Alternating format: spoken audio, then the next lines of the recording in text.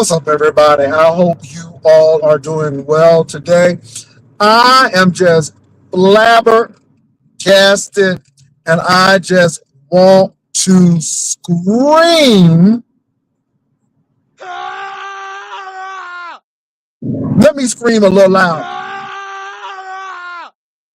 because I am so tired of these church people.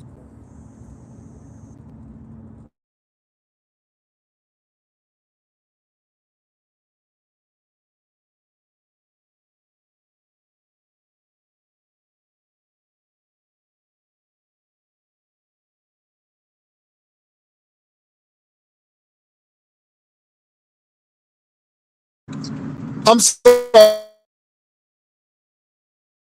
bad. So let me tell you why I just again want to scream and scream loud. Hold on, let me find my screen. Now, the reason why I want to do that is because I am so tired of this Bishop Wooten or Wooden or whatever his name is. I am so tired of him. This man majors in the minors.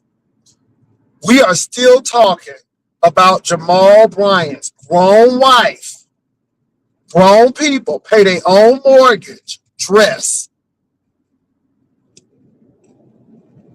Can I say that your personal convictions are not the convictions of theirs?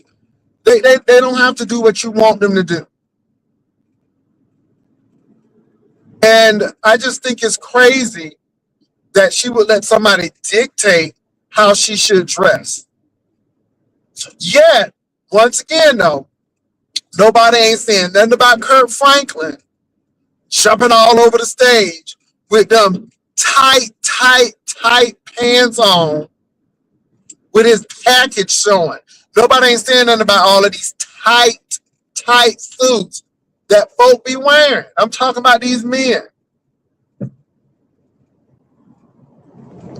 Now, this is what bothers me. Bishop, how many city council meetings have you gone to? Because I'm sure that people in your congregation have children who go to school. So I'm sure there are school board meetings, and I'm sure that there are some disparities and things between Black students and white students. How many city council meetings have you gone to on behalf of your people? I don't hear you complaining about local, state, national, and international events. You should be hollering right now about the injustice and the men and women in the armed services that are fighting this unjust, I don't even know if we can call it war, on this oil takeover. I don't hear you fighting about this ICE situation detaining American citizens. Now they done unalived a woman because she was in a protest. I don't hear you talking about that, Bishop. I don't hear you, Bishop, talking about the cuts to SNAP benefits. Because I know you got people in your church, if nothing but senior citizens, who rely on SNAP. Bishop, I don't hear you talking about the people whose premiums are going up, who are going to have to drop their insurance because they can't afford the premiums. And now they're going to have to go without, and it can bankrupt them. I don't hear you screaming about that. I don't hear you screaming about the price of groceries, the cuts in food banks. I don't hear you screaming about that. But yet, You making a big squawk about a woman in a dress. And I'm sure that Jamal Bryant's wife's dress is not adversely affecting the people at your church. But all of those things that I just mentioned are. But yet, you're not dealing with those. You would rather clamor about a woman's dress and who wants to love who instead of dealing with those bigger issues that adversely affect your people. Your priorities are wrong. And then to see y'all church people talking about something, yes, holiness is right. Holiness is right. Well, if holiness is right in that lady dress, then holiness should be right and your daughters and your sons should be getting impregnated. Since holiness is right. But yet, y'all Pentecostal churches have the highest rate of teen pregnancy. Hello, somebody. Holiness is right. But Kojic, y'all got the biggest issues with these bishops doing shady deals, abusing people in the church, and using their pastoral authority in the wrong way. That ain't pleasing to God. But y'all want to be the first to call holiness is right. But yet, y'all ain't right. And I don't have a problem with the church. I have a problem with this kind of stuff right here.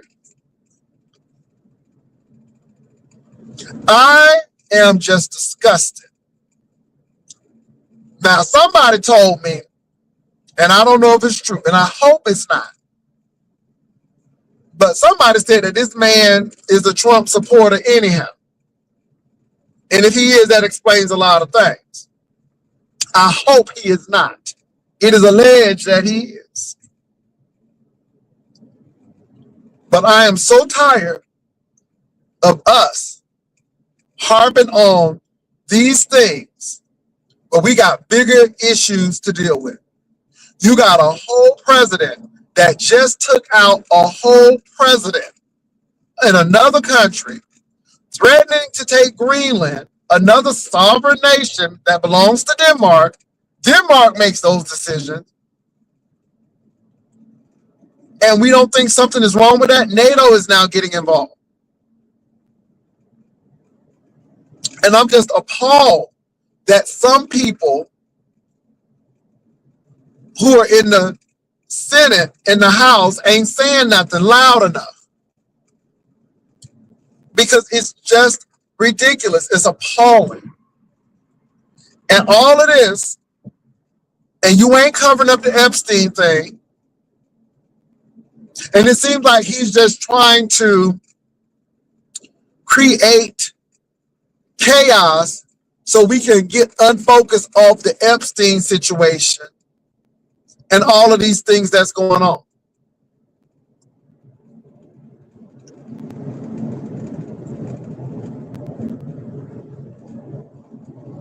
Now, don't get me wrong, you all. I love the beef sector mess. But y'all, we got some serious stuff going on. This man is really putting our country at risk.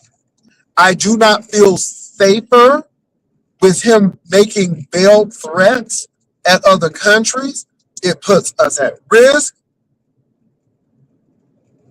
I don't think I wouldn't even want to travel outside the country now with this crazy man. It's crazy.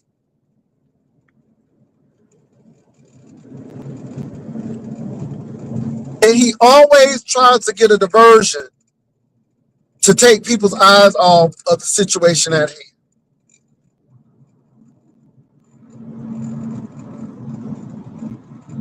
Yeah, he's crazy. And Marco Rubio talking about something, well, we want to buy Denmark. Denmark said, hey, look, Greenland is not for sale.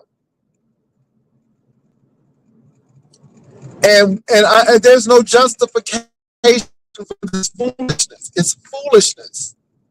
and then you bypassing Congress to do this? It's just unbelievable. And all I'm saying, you all, is we're dealing with some real life situation. And I'm gonna tell you, I have never been so. And don't get me wrong, I'm alert, but not alarmed. But I'm definitely alert that this stuff that's going on is not normal. I have never seen anything like this in my adult life from a president. Now, we thought that Bush was bad. Now, I'm talking about the younger Bush, the one that's still living. We thought Reagan was bad. This shit is really bad. So Trump wants to control the Arctic because, you know, China and Russia are already making shipping tunnels and trans channels through the Arctic already. Again, global warming is all about, they don't think about the planet is suffering. All they can think about is money and shipping channels, not realizing that. And Trump, again,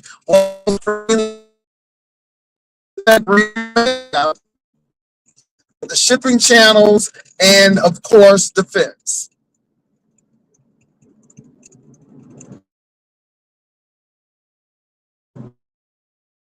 Keep you out. And now he's saying that we controlling Venezuela's oil.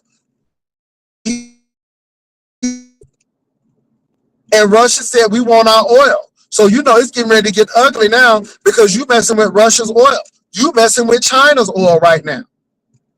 And you're talking about taking over other countries. Because you got a strong military, that doesn't mean that you use them like that. And this man might be the downfall of our country. I don't think people realize that. And it's terrible. And we're not in a good place.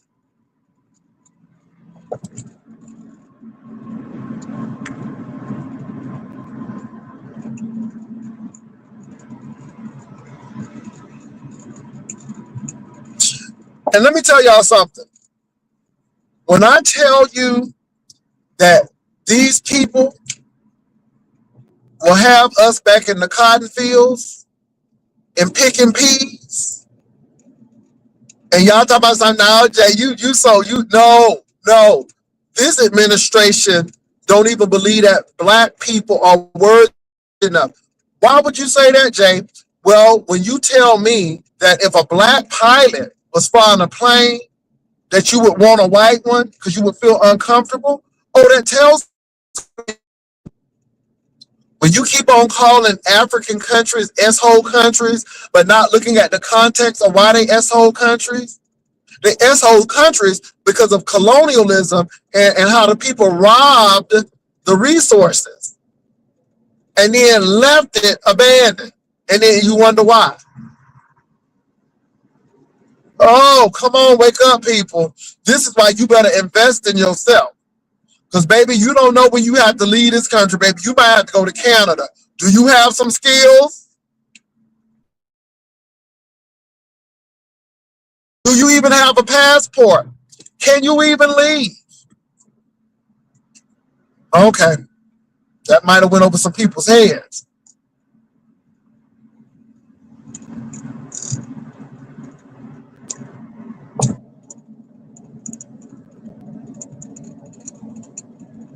We are. And I don't think people know how close we are.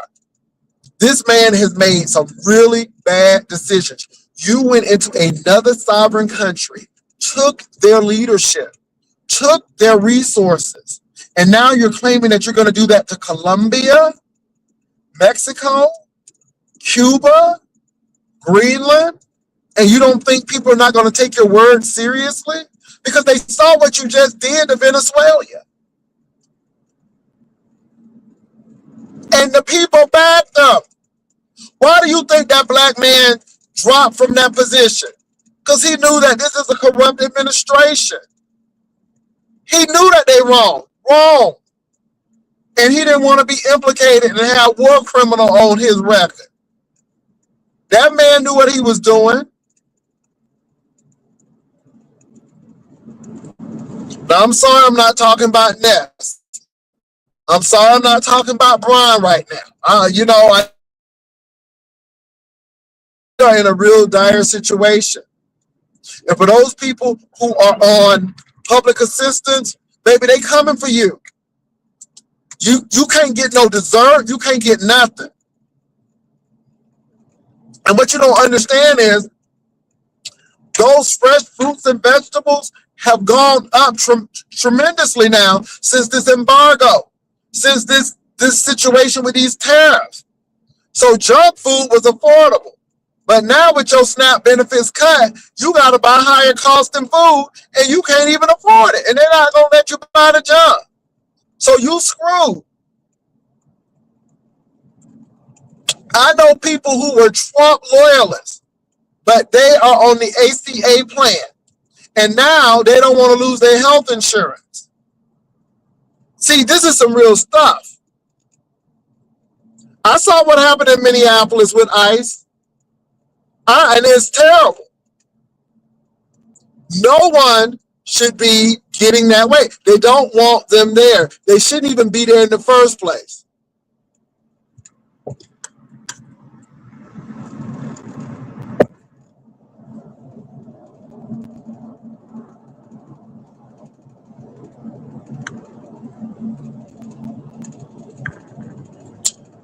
Junk food costs more in the end, but look, y'all, let me say this, and maybe we're not getting the message. Everybody wants to eat healthy now. And when people who have money want to eat healthy, the food prices go up. It's almost cheaper to go out to eat than cook the damn meal. I don't know what y'all talking about.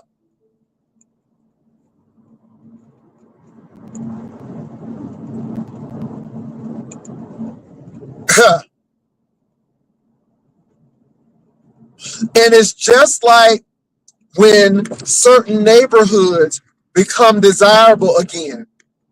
Taxes go up, black people move out, the affordability is not there anymore, and we leave. I'm just saying. Girl, beans and rice. Beans and rice. Now, you know black people gonna make it work. Now, one thing is we are used to adversity.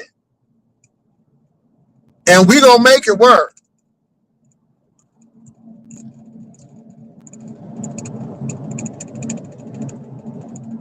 They don't. And you're right about that. See, that's what people don't understand. They want people sick. They want people fat.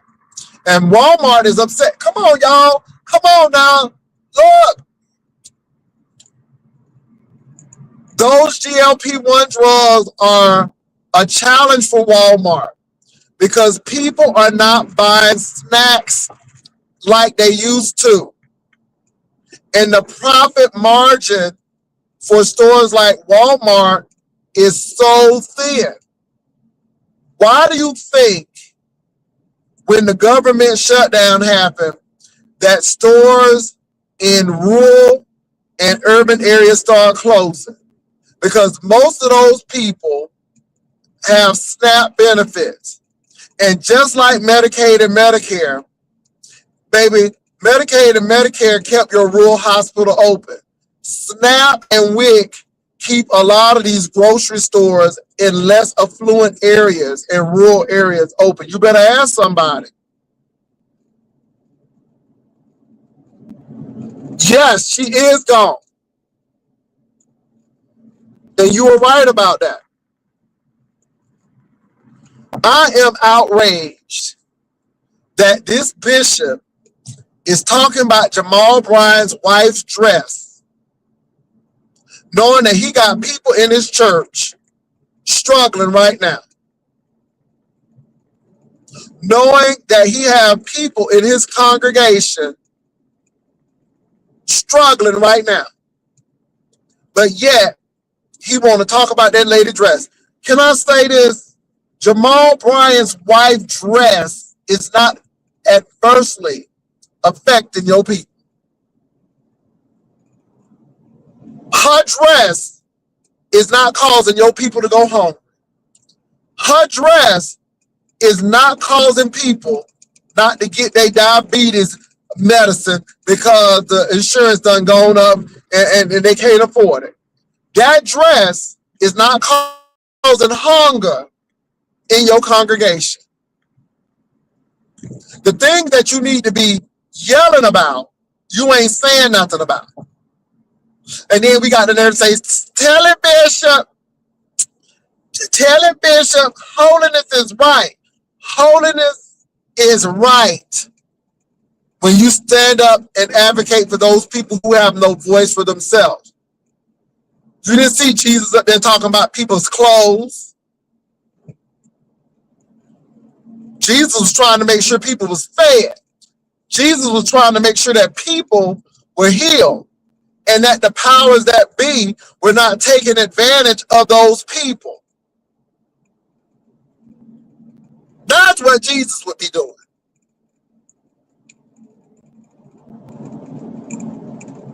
And you talking about somebody's dress.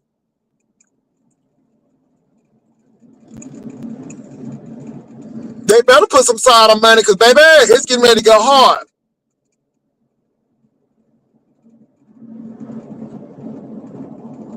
But can I say I don't give a damn about Jamal Bryant?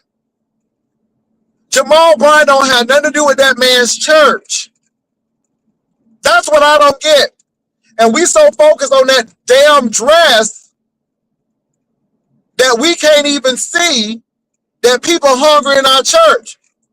And if you're going to talk about that woman dress, then talk about Kirk Franklin's tight pants and all that gyrate simulating like he hunching at a gospel concert. Come on now. We so selective. We so selective.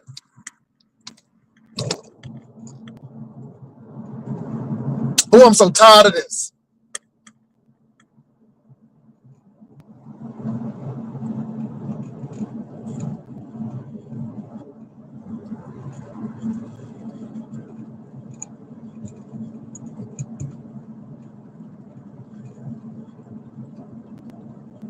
Yeah, he did. Both muscle shirts and child, don't get me started. We got bigger fish to fry, folks. I'm just saying, we got bigger fish to fry, and our focus is on the wrong thing. And like I said, Jamal Bryant's wife dress is not making your people starve. It ain't making her dress ain't making people insurance premium go up.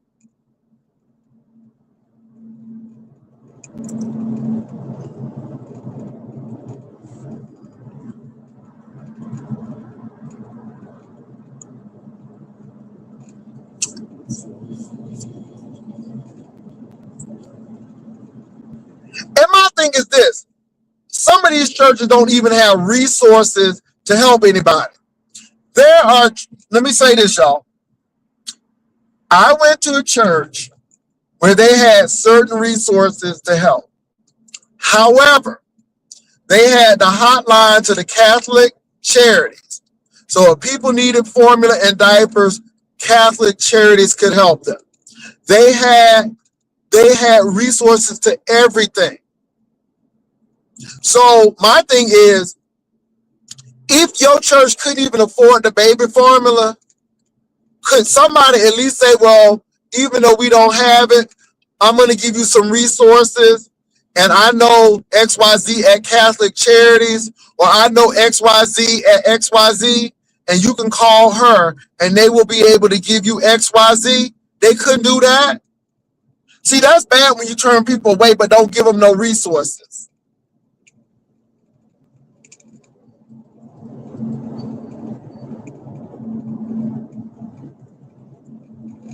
Here come Marvin Winans raising all of this money for a church they can't even afford. They need to sit down somewhere, all of that money. And y'all, let me tell you something. I was looking at his church because he was doing a tribute to Richard Smallwood. And when I tell you they got a little glimpse of that balcony. And when I tell you that church was empty, it was the choir and it was a few people in the front, and that was it. I don't know what you're going to do, sir. But baby, after you told that woman that her offer wasn't good enough, baby, you messed up. The audacity, the brazenness of you to even reject that woman's offering so you can build your empire. All of this is about a legacy so people can see what you left at the end. You building buildings, but you ain't building people. You building these buildings, but you ain't building people. If you were doing it right, you wouldn't have to do that. There is a church, and I think this church is in New Jersey. And the pastor of this church have financial literacy classes. They have classes to help people to get out of debt and all of this stuff. And the people appreciate it so much because these people have really changed their life, not only spiritually, but they know that people got to live on earth. That when COVID hit, they didn't have any problem because people knew the value of the church because that church invested in them, not only spiritually, but help them, help their children get into college. So again, I don't have a problem with your church expanding and building buildings when something is going on in the buildings, and your church should be busy Sunday through Sunday, meaning that when the church opens, your church shouldn't be closed. Your church should be open 7 days a week. It may not be 24 hours a day, but it needs to be 7 days a week. Something need to be going on at your church. Do you have something going on for the senior citizens? What you got going on for the community? Building all these buildings, but yet ain't nothing in there but on Sunday. And thinking y'all doing something. Oh, I know I'm making some folk mad today, but I just can't believe Wooden wants to run his gums like that, but yet not running his gums about what the government is doing to these people. Want to run his mouth about a dress, but not running his mouth about SNAP. And let me tell y'all something, man. I saw this man, and it hurts me because we only think SNAP benefits people who are elderly, and people don't understand. Some of these mothers are working 2-3 jobs just to make ends meet. Just to make ends meet, y'all. But let me say this, and this really hurt my heart. There was a man who just got out of prison.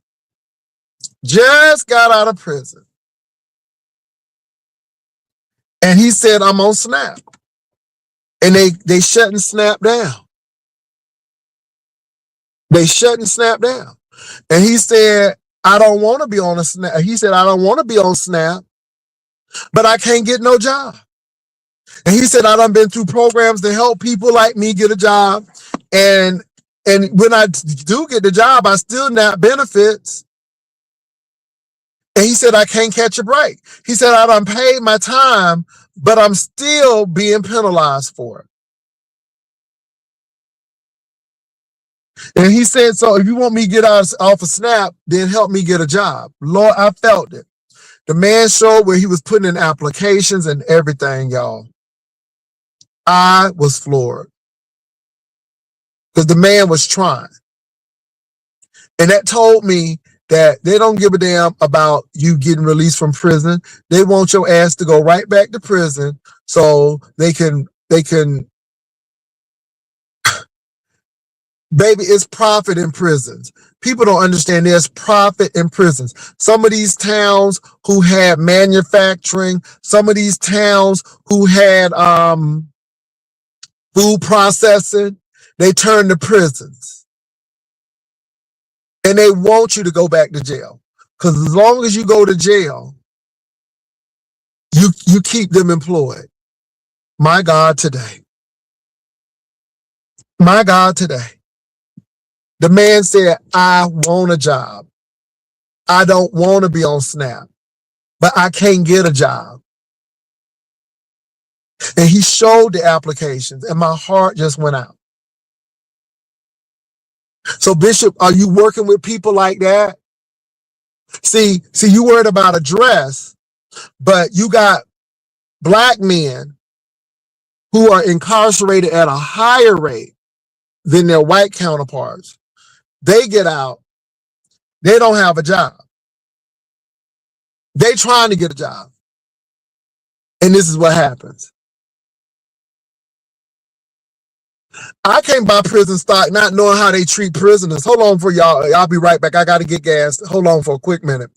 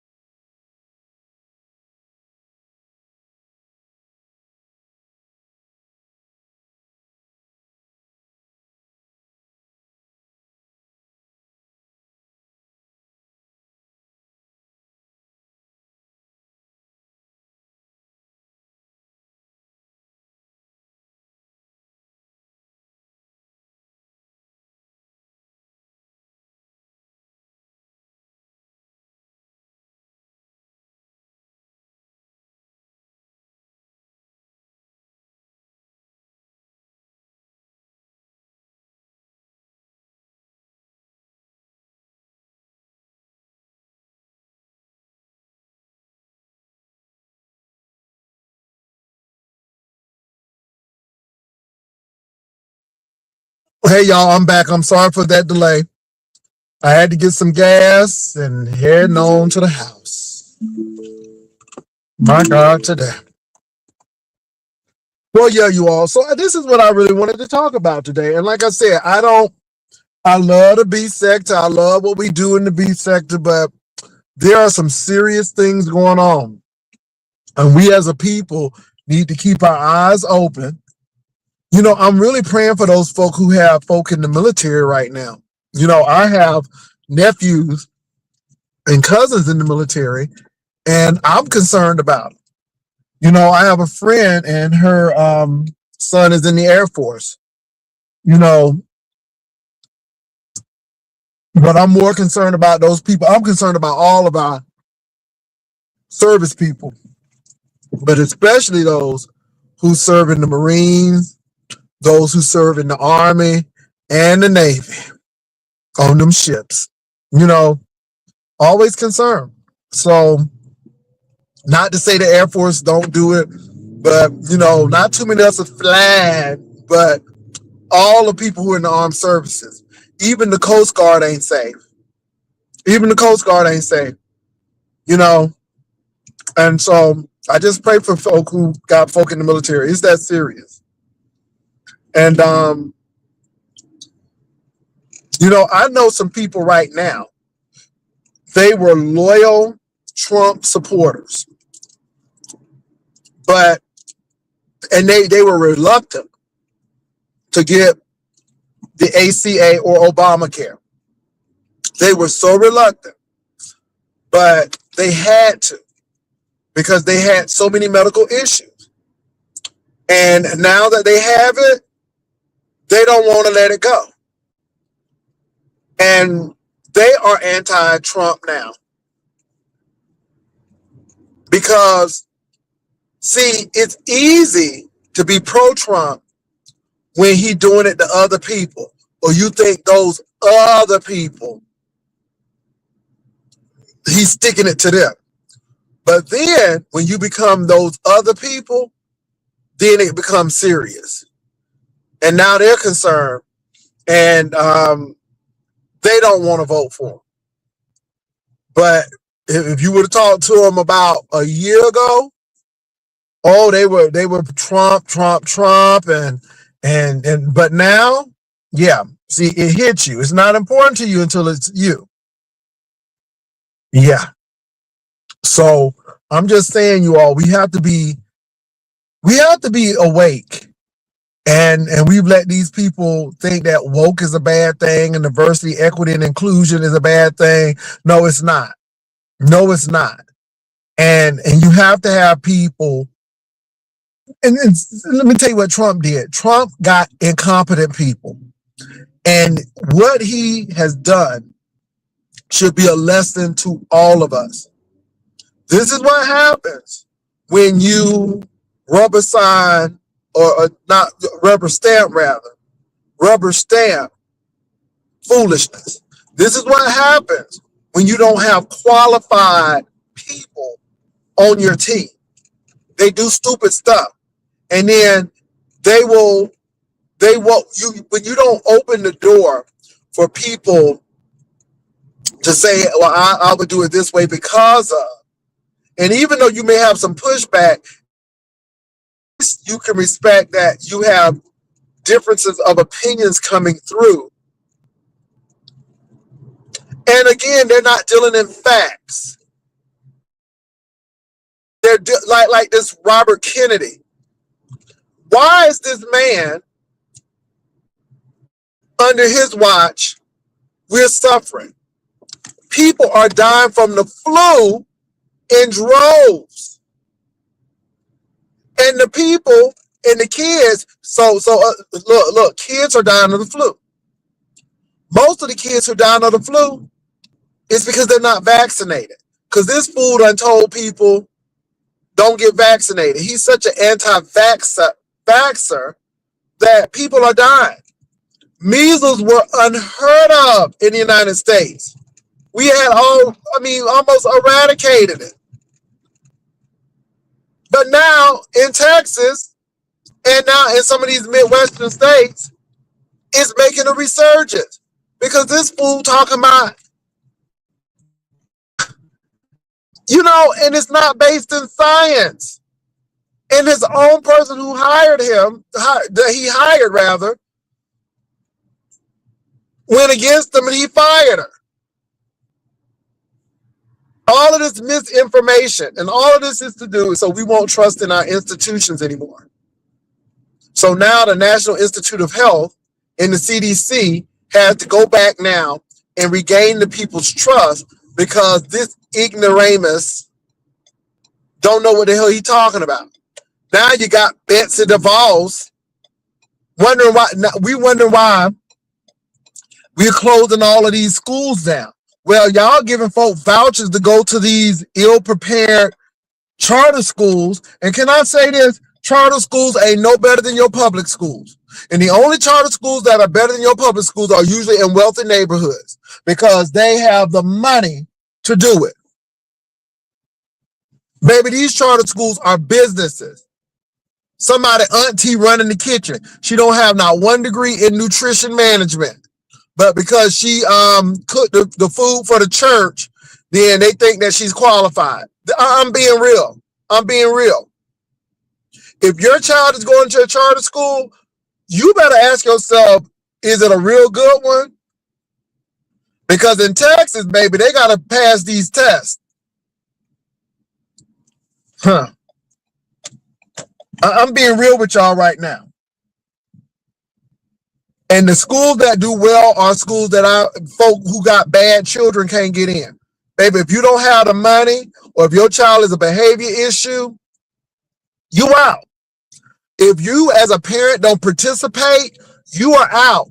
I know somebody who went to a really exclusive school, but the child got kicked out, not because the child wasn't doing well, because the parents can participate. And that's their way of getting people out. Oh, come on now. You can't afford the uniform? Out.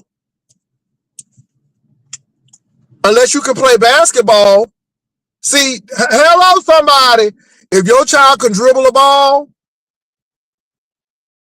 or kick a soccer ball, hit a baseball, then they can get in. But can I tell you something? IMG don't want your child if your child ain't doing nothing. And most of these charter schools are not any better than your public schools. It ain't choice, because the people who have choice got money. Oh, come on. Y'all don't want to hear that word.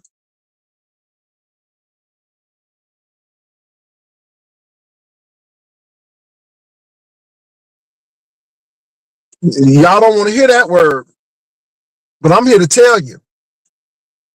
And what happens is these kids go to these charter schools and they got to come right back to the school that they left.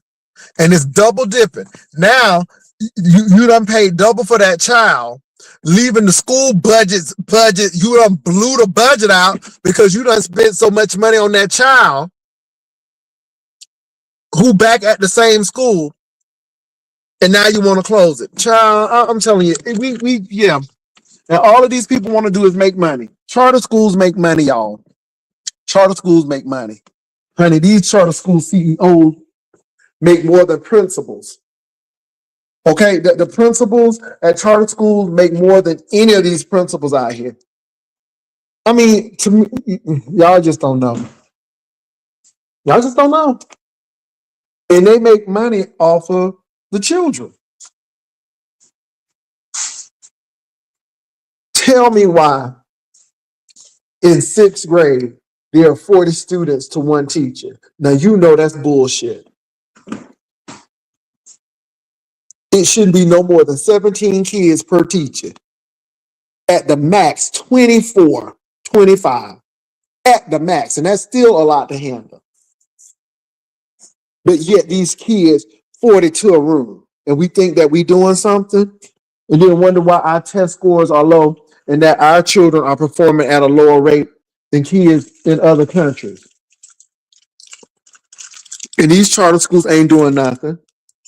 If they were so great, then let me say this. There is a charter school in San Antonio. It's called Bates. Basis is the number one school, but Basis is in Chavano Park. And Chavano Park is an exclusive park. It's many exclusive parks in San Antonio, but that's one exclusive area. And Basis Chavano is in Chavano Park. And the reason why that charter school is great because of the money that's there. But baby, you start going to them Great Hearts and these other academies they got, baby, it's brutal, honey. It's brutal. The kids barely know how to read. And then they be promising these Spanish parents that they have English second language and be lying and don't. Child, let me move on.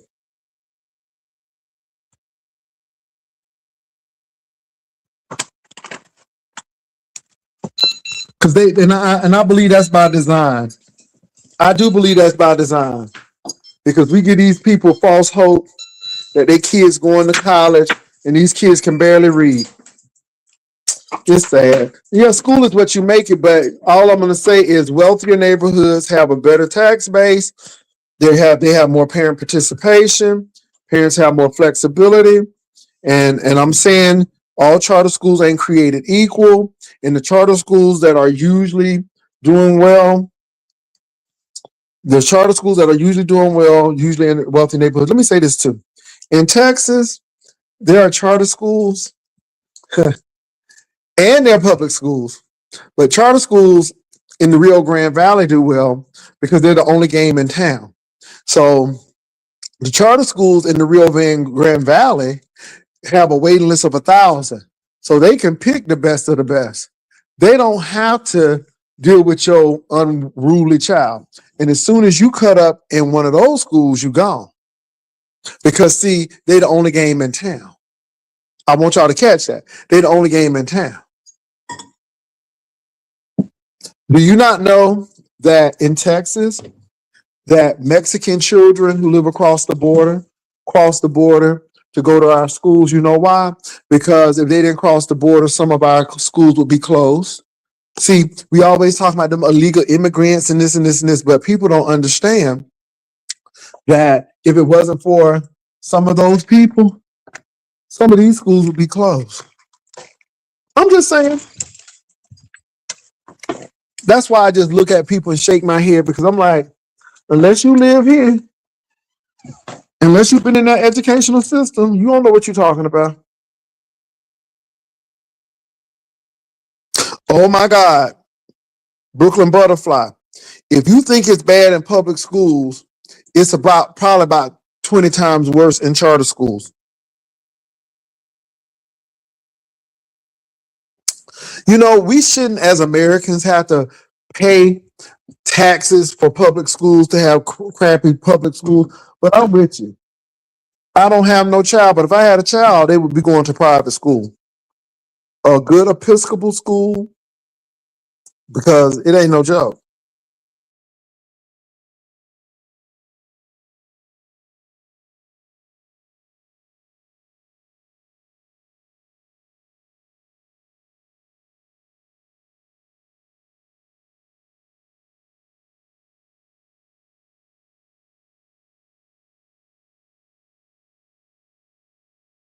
Oh, it's true, Brooklyn Butterfly.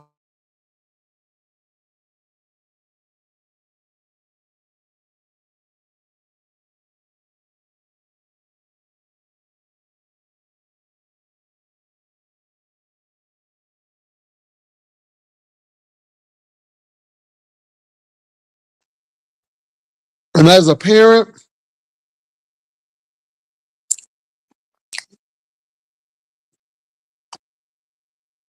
if I sent my kid, if I had a kid,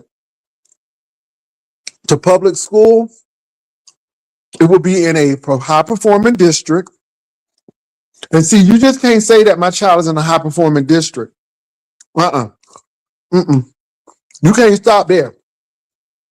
You got to go to the school, talk to some parents, and find out who the good teachers are, and demand that your child be in that teacher's class.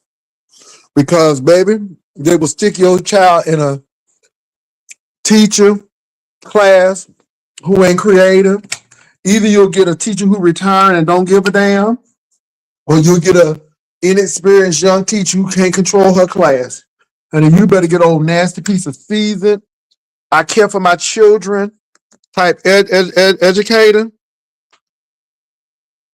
and make sure your child is learning. Because it just don't stop that you drop your child off at the school.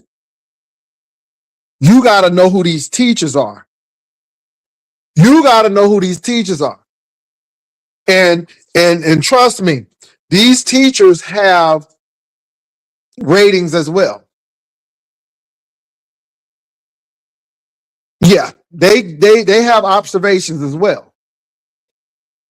And you better make sure your child get in that class. And usually the teacher who nobody don't want to be in their class, that's going to be the best teacher because they ain't playing. See, these children don't like these hard teachers because they're going to challenge them. But you need to meet these teachers. And not only that, you need to look at your child's homework, because if you know that that ain't an A paper and that paper is a C, but your child got an A, then chances are that person is pushing your child through. And just because you like a child, that don't mean that child getting that grade. I'm just saying, y'all, because see, we don't know. Making sure your child gets a proper education is more than just looking at the report card. I'm just saying. I'm just saying. I'm just being real. And then we wonder why, when I was teaching you all, I'm like, how did this young man get all the way to the 9th grade and can't read? And one day I had to sit with him and his mama. And the thing is, y'all, some of these school systems don't like to retain students. They don't want to hold students back because it messes up them. And oh my God, it's just a mess, right? And I was sitting there talking to his mama, and I'm like, he's reading on a 3rd grade level, and he's in the 9th grade. And he has problems with spelling and writing. And I'm like, now here it is now. I can work with them. They're going to have to come to tutoring. And I can try my best to get them to grade level. Oh, but he got basketball practice. Excuse me, ma'am? Yeah, he got basketball practice. But he can't read. But he got basketball practice. Let me go on mute. I'm gonna let y'all take that in.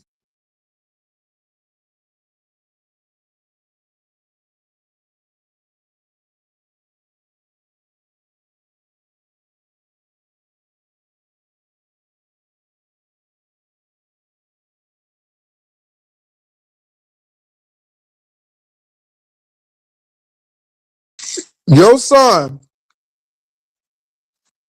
is reading at a 3rd grade level. He in the 9th grade. I'm offering him tutoring to get him up to speed so he'll know how to read.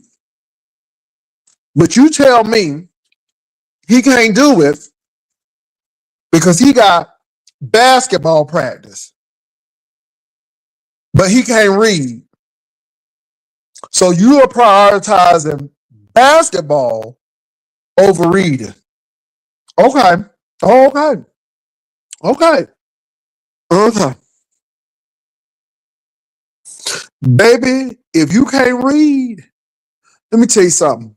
I never forget, my sister took her son, and he was a excellent football player.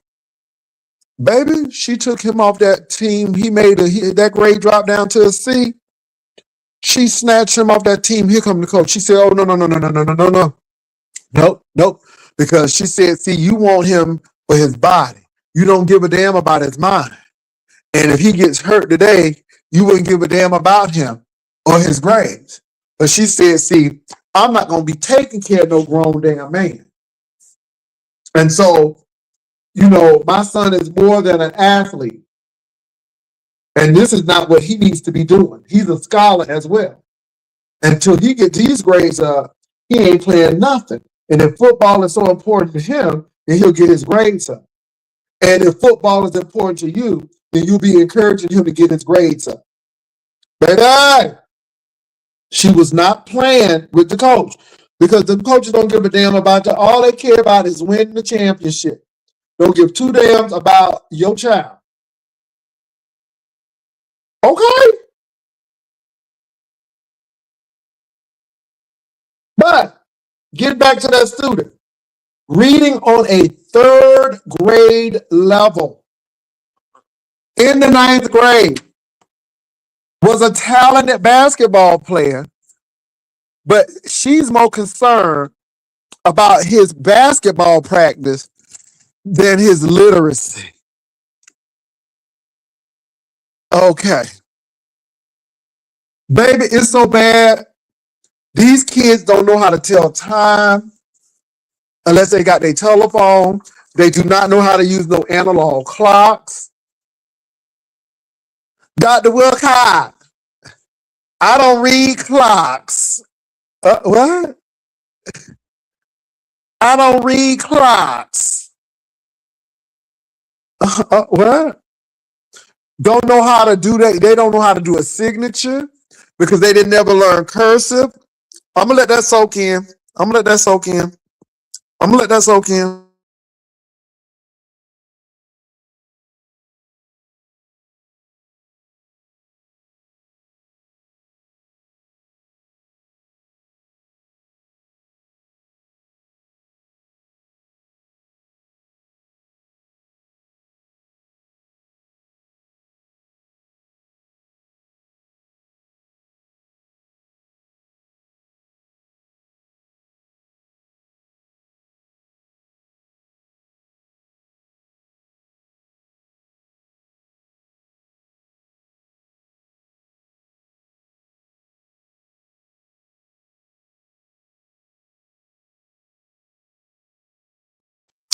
Creative team, you're right.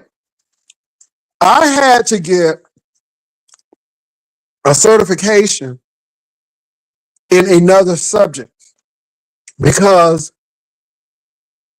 even though I have certification in speech, 7 through 12, they don't have speech classes anymore. So they don't do public speaking anymore. And we wonder why our kids are having trouble presenting. You know why? Because they don't offer speech no more. At least in Texas. You don't have to take speech communication. But yet now let me tell you this though. Let me say this. You don't have to take speech in public schools in Texas because it's not mandated anymore. But yet they want to say they are college prep. Well, how can you say that you're college prep? Because if you're truly college prep, you got to take speech communication. You got to take that class in college. It's going to come under your English, but you still have to take communications. So how are you college prep, but y'all done cut out speech communication? Again, you all, it don't make no sense. Don't make no sense. And what bothers me is they keep on increasing these athletic budgets, but they cutting out English. And then these kids don't know how to do a 5-paragraph essay. I had to teach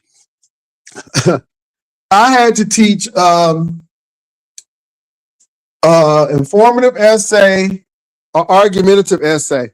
The kids did not know the difference between an argumentative essay. And I said, well, with an argumentative essay, you have to give the other person's side or their viewpoint. And that happens. we're used to introduction and then you have your thesis statement, then you have your topic one, and then you talk about two things, then you topic two, and then in conclude, 5 paragraph essay, you talk about those three topics, and then in conclusion, you will repeat again. I've talked about this, and the third, da da da da. Baby, let me tell you something. I had to have the students remember the difference between an argumentative essay. I said, anytime you have an argumentative 5 paragraph essay, you have to put, even though my opponent says that school choices or having school choice will do this, and this, I tend to disagree. Even though my opponent says this, you got to give their standpoint of view and what they think, and then you have to give a rebuttal. If you don't have a rebuttal, if you don't give their point of view, and if you don't have a rebuttal, it's not an argumentative essay. And students would get pissed off at me because they would do a perfectly great job with the essay, but if you don't have an argumentative point, my opponent seems to think, or the people who go against this seem to think, however, and if you don't have any, you don't have an argumentative essay. I mean, y'all, it's that little stuff like that. Let me say this. Baby, I know that there was a lot of things going on in the 70s and the 80s with Gen X, but I truly believe that Gen X was probably about the last generation to get a really solid, comprehensive education. I don't have a problem with artificial intelligence. I don't have a problem with computer-based learning, but I do think Gen X was the last generation to get a solid education. I ain't lying. Children are being left behind on a daily. That No Child Left Behind is a joke. That made people feel good. But children are being left behind. And I learned as an educator, there are some kids a broom could teach them and they're going to get it. And then there are kids who will get it if they have a good educator. And there are some kids who really need specialized help. They will make it, but you got to care. And the sad part about it, y'all, and the reason why I ain't teaching high school anymore is because I was too much doing busy work and then teaching. I couldn't be a teacher. Baby, let me say, and I'm gonna be honest with you all. And this is why you really need to be looking at this stuff. In Texas, they have the STAR test. Everything is STAR test generated. You hear me? And you'll teach the STAR test. And once the STAR test is finished, baby, you can pretty much teach anything you want to. But when I tell you that I would rather have my kids learn 6 things and know them well than go through 12 things and don't know none of it. And that's what they were doing. These kids, and they come up with these great curriculums that suck. How are you going to help your kid when they have to do revisions, but they don't know subordinate and coordinating conjunction? I was like, okay, baby, if you have 2 independent clauses, then how do you join 2 independent clauses together other than using a period? Baby, I had to go back and teach the basics. And then I'm like, no wonder these kids are failing the part when it comes to revision. Because if they don't even know, not only that, they didn't even know what a syllable was. No joke, you all.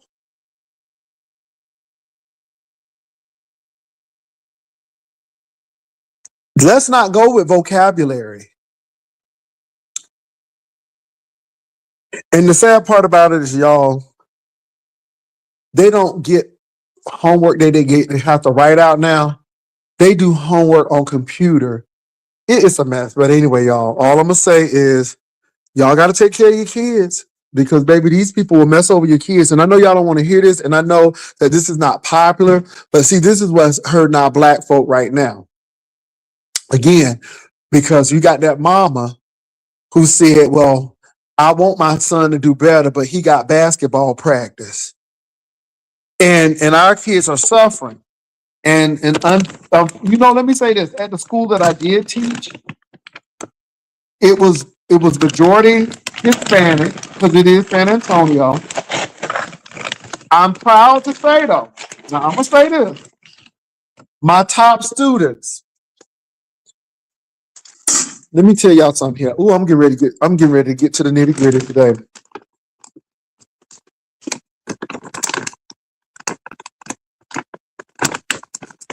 So, Jay, you're right, Jay. My nephew, DT, was doing same stuff together. He was arguing and was telling her, let me tell you something, y'all. I had an Asian student, and when I tell you his daddy did not play, I think his daddy was an exec, and he goofed up one time, and his daddy left the trip, flew home, and got him together.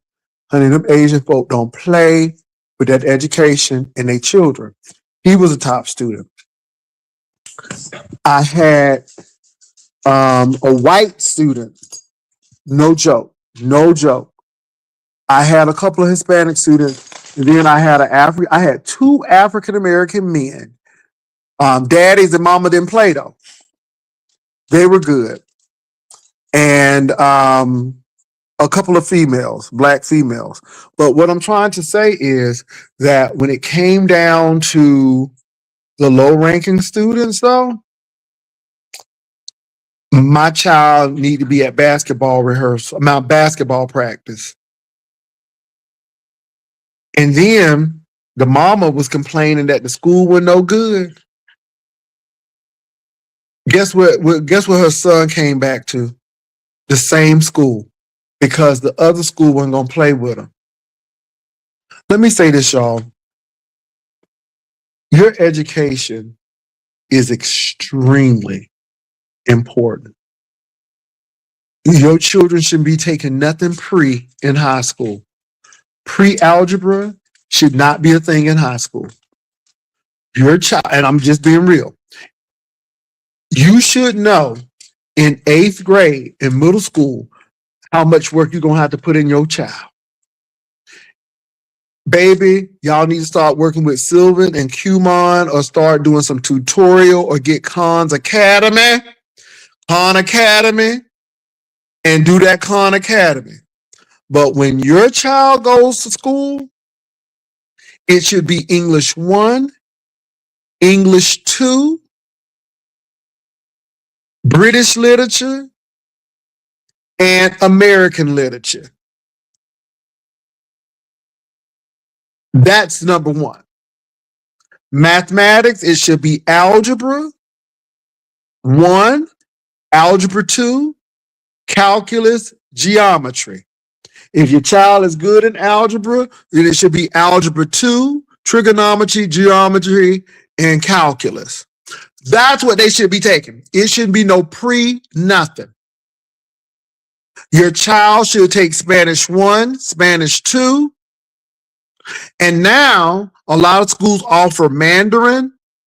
Your child should take at least 2 years of a foreign language. Your child should have Western Civilization 1 or Social Studies. Your child should be in either FBLA or some type of activity, extracurricular, to say that, hey, I can, lyrics, stop doing that. My dog make me so sick. Girl, stop passing gas. Move. Also, because people are looking. And your child should be doing volunteer work, working at a soup kitchen, working at Habitat for Humanity. Because that shows that, and I'm talking about getting in a very competitive college. So if you think you're going to go to an Ivy League school or the state Ivies like University of Texas, University of Pennsylvania, which is a Ivy school, USC, University of Southern California, or UCLA, those type of schools, Oxy, they're gonna have to bring it.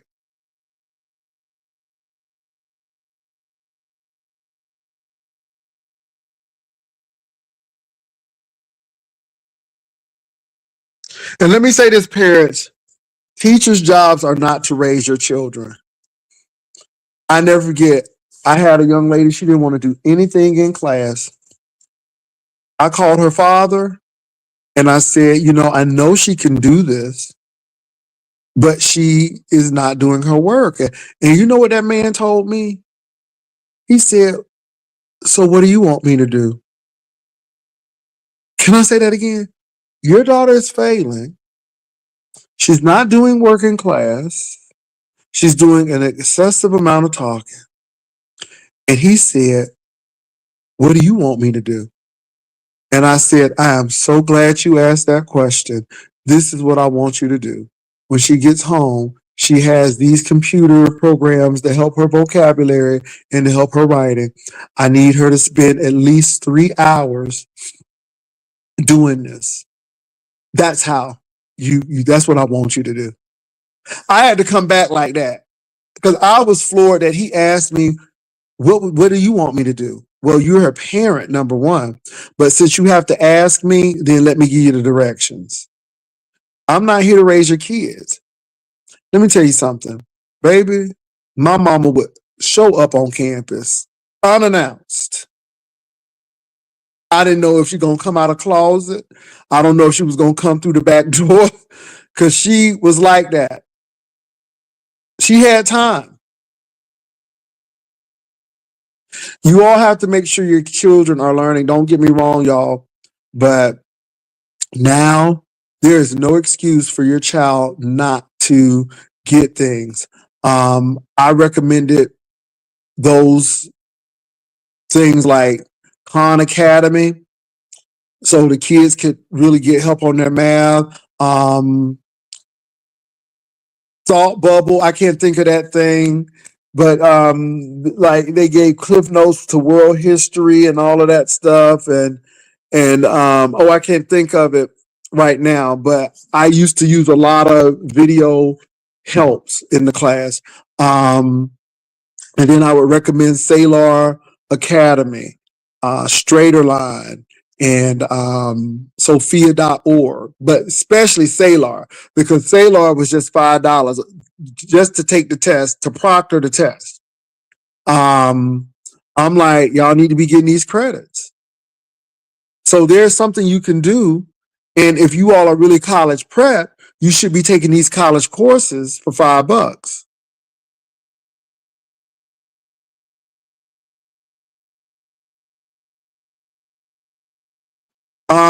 Baby, let me say this. And look, can I say something too, you all? Let me say from my experience, it wasn't the kids that were the problem. If you are a teacher that has good classroom management and you don't play with these kids and they know that you're serious, they will get in line. It wasn't even their parents. For the most part, the parents were very cooperative. See, I was that kind of teacher that if you cut up in my class, I would call your parent on spot. Tell them what you were doing. And then the mama was like, let me get the phone. I didn't play that. And then I would get on the phone. I would say, so Miss Jones, if he continues this behavior, he's going to get 3 days home. And Miss Jones, I don't want him to get 3 days home because that means he's going to miss out on learning. But Miss Jones, not only is he going to miss out on learning, but you're going to have to take time off of work or get a babysitter. And I know you don't want to do that. So, Miss Jones, could we make a covenant or an agreement that you will handle this so I won't have to deal with this tomorrow? Because I don't want him to go to the office. Can you work with me? Oh, yeah, doctor. We can do, yeah, yeah. And baby, when they come back, they be all together. Now, I don't ask what they did. Ain't none of my business. But that's how I used to deal with it. So it's really not the parents. Now, are there some parents who don't give a damn? Yeah. The real problem is the system. The real problem is the system. Now, I will say this, y'all, and I'm going to tell y'all what I had to do as a teacher. You had to be on the campus at 6:45. You didn't leave until 5:15.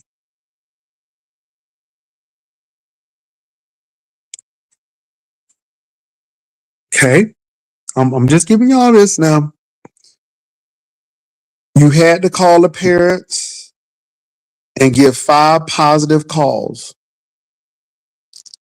to let the parent know that the child is doing well. Okay? If the child, if you had anybody who dropped below a 70, you had to call the parents to say, hey, your child is making a 70. Now, you feel, well, that's what teachers are supposed to do. Yeah. That's what we're supposed to do. But then you got to have a heat chart, meaning that you got to have a chart and a seating chart of your special ed kids, of your English second language kids, and your top achievers. Then you had to have a chart of what they did well, and did they get the lesson? If they didn't, what did you do wrong? Because it was always the teacher, never the students. What did you mess up on? Then you had to have a weekly report. And not to mention, you got to have a lesson plan, because you got to have your lesson plan. Your lesson plan had to be turned in every Friday. You had to have a lesson plan. Then you had to do roll. Oh, you had to take attendance. Then, if there's an after school, you had to stay for that. Oh, and then if you had to do field lessons, you had to go out of town with these kids and chaperone. When I tell you, y'all, it was so many charts, so many reports, so many of this you had to fill out this, fill out this, fill out this, to the point where it's like, okay, so when will I get a chance to teach? When I tell you,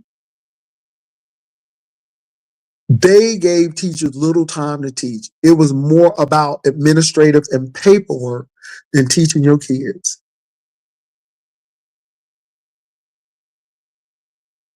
Even on your break, then you got a principal. I used to tell my principal, you can't come on my break because you're eating up my time. And then you wonder why this is not in and this is not in, because you are bothering me. And no, let's not get to the observation. Oh, it was a mess, y'all. It's a mess. And believe it or not, y'all, it's stressful. And let me say this. If you are a mediocre teacher, you got it made. But if you are a good teacher, all of the kids who have an issue will be in your class because you can handle those kids. And the expectation is that you do miracles, and they keep giving you more and more and more. And this is why I have a problem with new teachers coming in, because a lot of them, not all, but a lot of them don't have classroom management skills, and they will send that booger to your class And then the next thing you know, you have a boatload of kids because she can't handle she can't manage her class. I'm telling you, only in the United States, out of some of these industrialized countries, that teachers don't get the respect that they should. It is hard to be a teacher in Korea.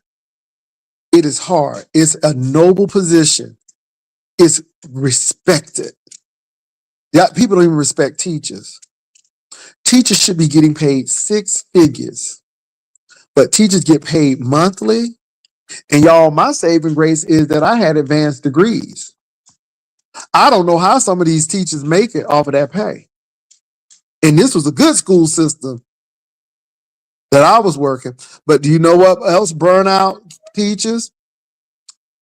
If you take a club, you get paid.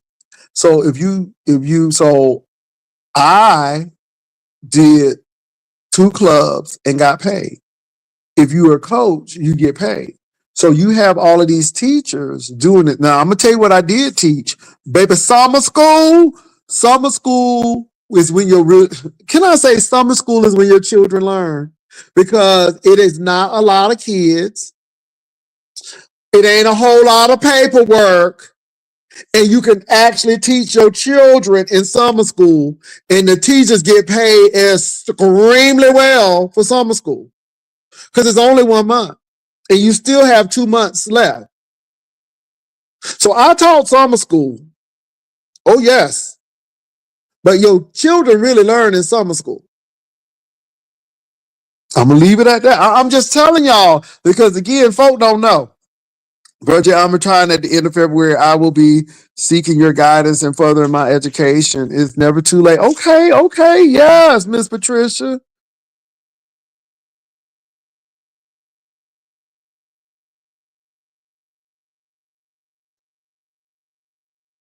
They don't offer home economics anymore. You know, in home economics, I learned how to balance a checkbook. I learned how to shop and use coupons and all of that stuff. Home ec, and then we had shop. So we used to do them wood things like, you know, you'll put your family last name in the wood, and then you do that decoupage where you get a picture and you put it on the wood and laminate it. Maybe we was doing a lot of laminations, and then you learn how to take photos, and we would go into the dark room for photography. Oh, I learned that. We was dissecting frogs and grasshoppers, baby, once a month. Baby, can you imagine once a month and you got to balance all your stuff?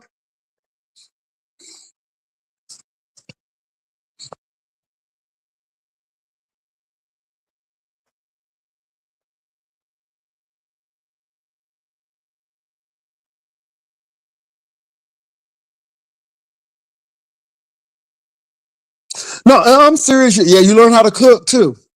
But no, seriously, y'all, summer school, I'm not gonna lie. Summer school, I had autonomy. Um, I taught what I knew the students needed. Only in summer school did they let the teachers be the teachers. Because, yeah.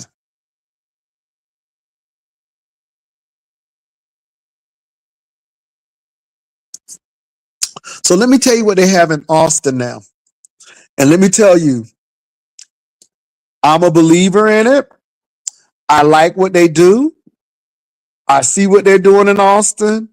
And I see where education is getting ready to change. And we're going to have and have nots. In Austin, they have a school called the Alpha Academy. In Austin, there is a school called the Alpha Academy. In the Alpha Academy, the first 3 hours, I believe, are spent in English, math, and science. All of it is taught AI. They have a guide, not a teacher, but a guide. And that guide makes sure that the students are on track. That's all they do. to make sure the students on track. They ain't teaching the students. They're making sure the students are on track and they're reaching their goals. So they really push the students to be on track. Math, science, and English. Then the students have real teachers when it comes to speech, team building, business, entrepreneurship, and all of that. So AI teaches them science, math, and English. But they are socialized in their speech class and this. Baby, they had 6th grade students running an Airbnb. So these students are getting real business world experience. In high school, they had a young lady who designed her own app and is making money off that app. Do you see what they're doing? They are already getting these kids poised to speak, work together as a team. So they have team building exercises. And so that's the rest. That's the other 5 hours of the class. First 3 hours, AI. The last portion of it is team building and being socialized and speaking to people. Now, these kids are getting in top schools, Ivy League schools. They are scoring phenomenally on their standardized test. Guess how much it costs to go to the school? Anybody can tell me how much it costs to go to this school? 1 year of this school. Somebody give me the estimate. Don't look it up. Don't go look it up. Just give me a guess. How much do you think that this school is for 1 year to go to this school? Somebody hurry up now. Somebody guess.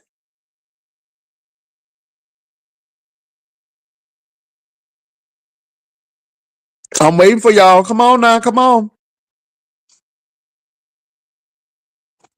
Come on, give me a number. How much do you all think this school costs a year to attend per year? Well, seems like nobody gonna give me no number.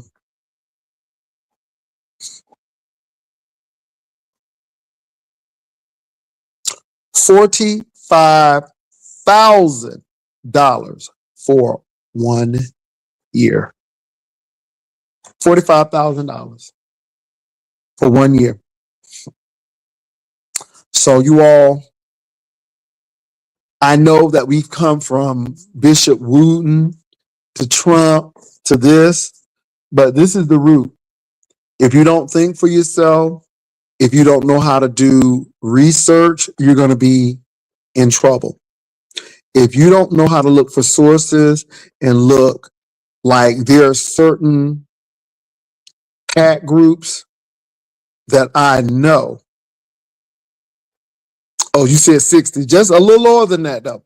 There are a little, Miss Ashley T. There are some PACs that they sponsor certain research, and that's who I always look. Who's doing this research and why, and how is it going to benefit them? That's how the cigarette industry got. They paid the university professors to validate their mess, and you always got to look behind who's behind this study. They have a Reynolds chair. Reynolds who? Reynolds Tobacco. You see what I'm saying? It's hard to go against a major donor at the university, especially when they're a tobacco company. I'm just saying, a lot of people don't understand that. I'm looking at AI now and how AI is delivering fake stories, especially the movies now and all of the visuals.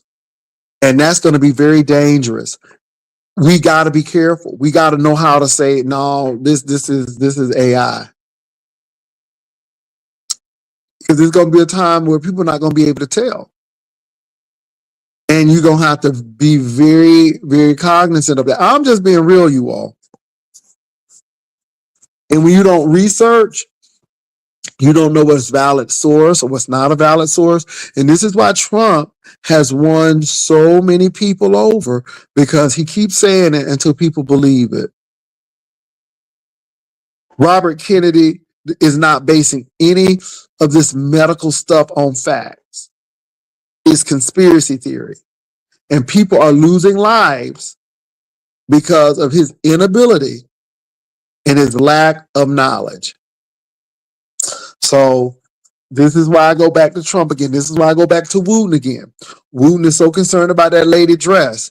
That lady dress is not causing your people to go hungry, or her dress is not causing companies to lay off. Do you all know that Tyson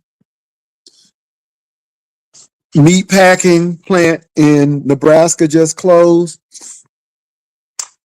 It has caused such a uproar in the community. It was the only game in town. The only game in town.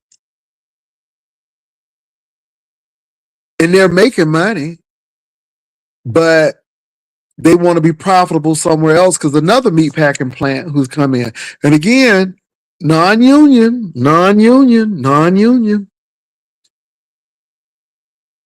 The school is concerned because if there's no money to pay for the taxes, then that means programs have to be cut. Restaurants are getting ready to close because there will be no one to buy the food if they don't have a job. Jobs are coming in to help those people get jobs, but they're not in that community. So these people are going to have to leave because these corporations don't give a damn about people. They give a damn about profits. Now, there are some companies who really care about their people, but that's the exception and not the rule.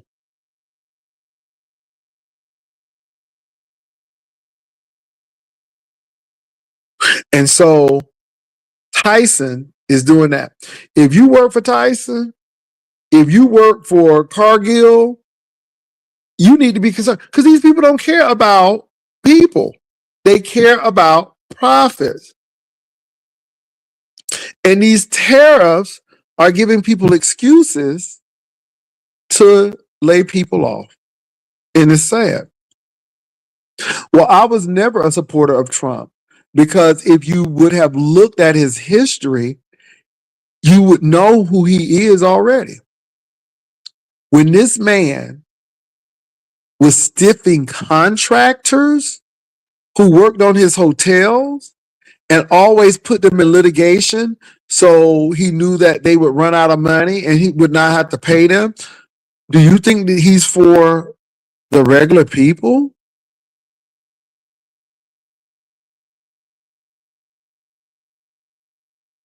Do you think he's for the regular people? When he calls soldiers losers and he didn't want to go to that memorial, really? The man was telling you who he was all the time, and y'all just finding this out. But again, Trump said he liked the uneducated. And long as he's doing it to them people, I'm fine. But now y'all finding out he's doing it to y'all. America first. How you America first, but you sending money over to prop up somebody else's farmers, but snatching money from your own farmers. Now they losing their farm and they voted for you. Mr. Trump, Mr. Trump. You heard this, Mr. Trump. He didn't care about y'all in the first place. But y'all voted for him because he was spewing out all of that hate that y'all like. But hate is expensive. Racism is expensive. I don't think we should be supporting USAID. Well, all of the food that was going over to USAID, guess who was paying for it? USAID was paying y'all to send it over there. You didn't know that because you don't research, and now your farms are going under. And Trump don't give a damn. You know why? Because Cargill and Tyson and those major corporate farmers organizations gonna snap them farms up for pennies on the dollar. and they're gonna be in charge of the food because they got you out. Trump didn't care for you all. See, this is what I'm trying to tell people. He's been this way all along. He wasn't even a Republican. He was a Democrat. But he'll be anything you want him to be, long as he can get into power. And oh, he's not in this alone. All those Christian nationals are right there with him. I'm just saying. So I don't understand. I have some people who I know that were loyal Trump supporters. They had to get on, like I said, they had to get on Obamacare because they were independent contractors. And they had health issues. And they were so reluctant to get on Obamacare because it was Obamacare, they, that black man. But then they got on it. And then they be able to, even though it was an HMO, they could see a doctor. Now they're not going to vote for Trump because their premium's gone up. So when you tell me you're a Trump supporter, I got to look at you side-eyed at the beginning anyhow, because he was always there. Now you just think that he's doing this. It ain't about America first. It's about Trump first. How you going to say that you get Maduro for drug trafficking charges, but you pardon the Honduran man, I think the president of Honduras, who was actually a drug trafficker, but you pardon him, but yet you going for Maduro, and those drugs don't get to the United States. Them drugs used to go to Europe. I'm just saying. But it was never about the drug trafficking. It was always about the oil. And how do I know this? Because you was talking to the oil companies before the invasion. Yeah. It was, yeah. Yeah. It don't jive, y'all. It ain't America first. It's the 1% first. It's enriching my family first. I don't give a damn about y'all. And then he gonna throw y'all some nearly $5,000, and y'all just getting excited about that little $5,000 while his people are making billions, millions and billions of dollars, and they throw y'all a piece of scrap and y'all get excited about it. That's what I'm looking at. Well, Trump promised us $1,000. I'm like, are you serious? Anyway. Yeah. So this is where we are now. And if you don't think that we at a verge of a war, I ain't never felt this uneasy about the United States until now. And I ain't gonna lie, I thought Bush was bad for looking for Saddam Hussein and then going up against. Now let me say this, y'all. I could understand that, but why you go to Afghanistan? That didn't make no sense to me. But again, this is what we wanted to do, right? I thought that was bad. What Trump did, much worse, because at least Bush had Colin Powell to look stupid to support it. At least Bush got support with the foreign nations. Trump didn't get no support. He went right on in and did it. Went right on in and did it, didn't he? No support. Now NATO is saying, oh, we got to do something about him. And that's who y'all voted for. My God, today.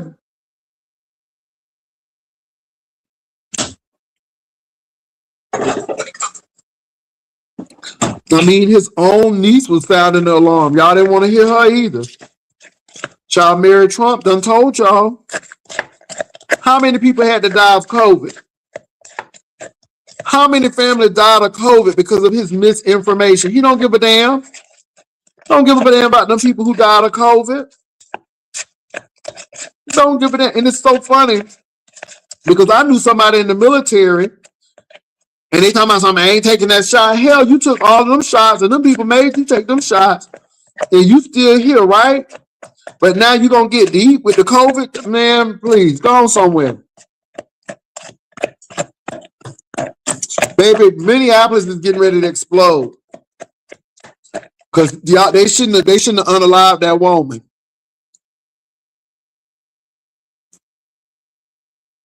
Child, them PPP loans. Lord, no, no, no. Let me tell y'all something. That Anheuser-Busch has been in Newark as long as, child. You talking about the Anheuser-Busch plant right next to the Newark International Airport with that blanket light on, that spooky old eagle between the A? You talking about that Anheuser-Busch? Oh my God. That has been a staple in Newark. What? Oh my God. Oh my God. Y'all, I remember that Anheuser-Busch. It's not too far from Newark International Airport. Oh my God.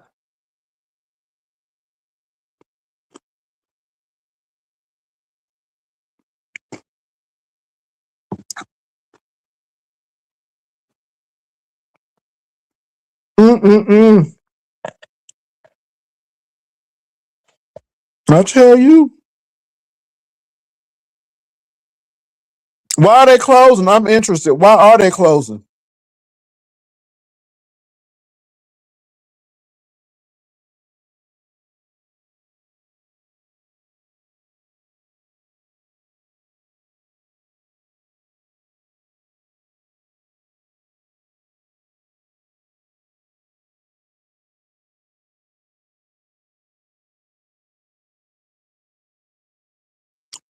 For repurposing. Oh Lord.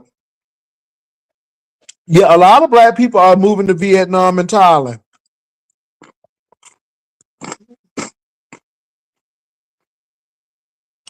Hmm.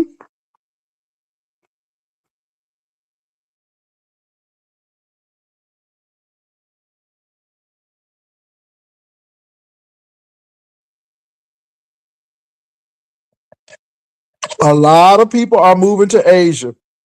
A lot of black people are moving to Thailand and Vietnam. They sold it to the Goldman Group. Oh, the Goodman Group.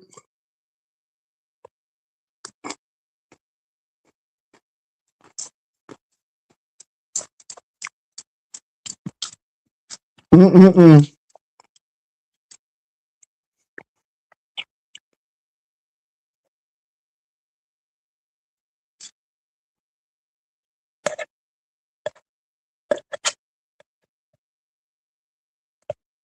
Y'all, a lot of companies are going under.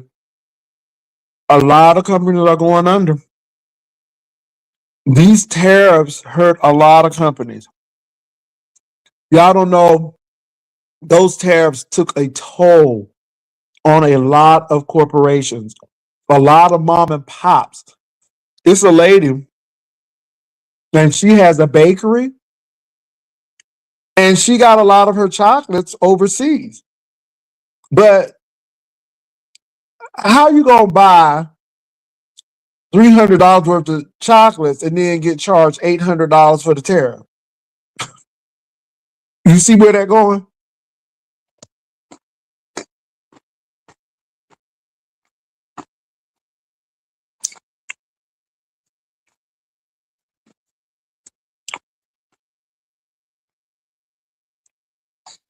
Nuh-uh. $700.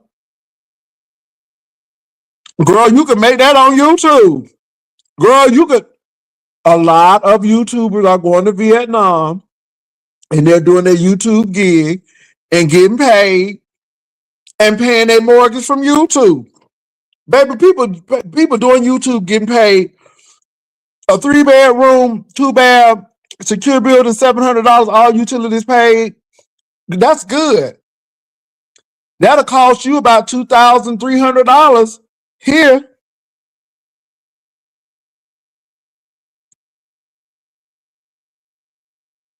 Child.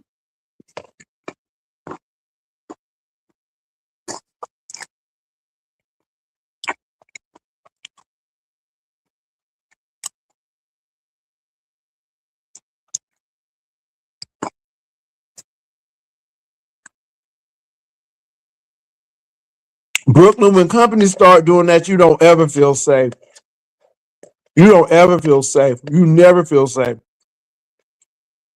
because it depends on the company. I mean, it's you got people making decisions about your life.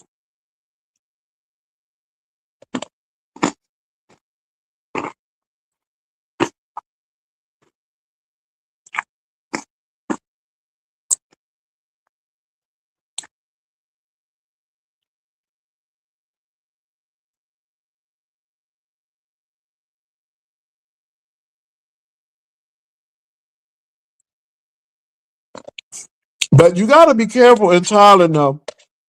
You got to make sure your building is stable.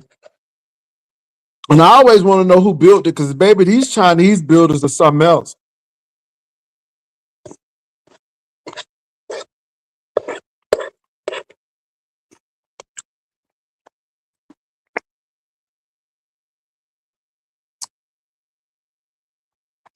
Well, look, y'all, I'm heading off. Y'all have a good one. Peace and love. Bye.